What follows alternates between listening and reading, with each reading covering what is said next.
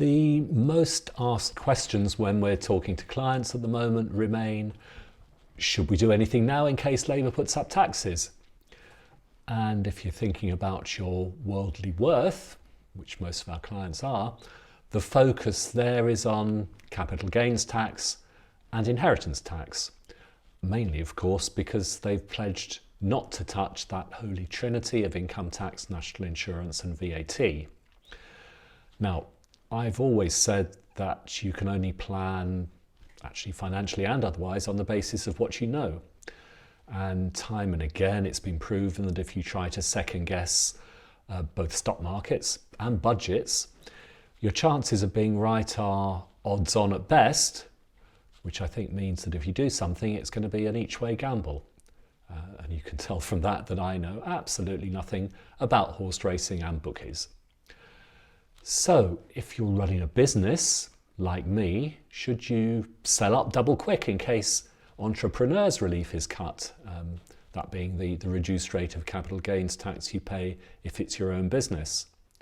Should you, if you have a share portfolio or buy-to-let properties, for instance, bite the bullet, sell up and pay whatever capital gains tax might be liable now, in the hope that things will get worse, perhaps, and you'll beat the tax rises? Who knows is the answer.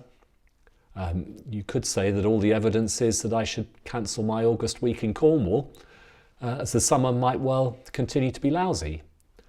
However, the heat wave that's coming could arrive just as I leave. Now, inheritance tax, well, there's a lot of concern that that's going to be hiked in some way to help pay for all the stuff that they have to pay for. And I think the question here is whether it would really be worth it for them and what could they actually do. The thing is that inheritance tax and capital gains tax actually don't, in the scheme of things, raise that much. The 8 billion that inheritance tax brings in might sound a lot, but it would actually only keep the NHS going for about 2 weeks. Now, income tax and national insurance together actually raise 450 billion. So if you do the maths, raising those two by just 1% would bring in more than a 50% increase in inheritance tax. And that 50% increase would be very difficult to achieve. Capital gains tax nets about twice as much, around 16 billion. So, okay, you only need a 25% increase in capital gains tax to bring in as much as a 1% increase in income tax and national insurance. But anyway, you get my drift. Would we notice 1% on income tax and national insurance? I'd say more in the mind than in the pocket.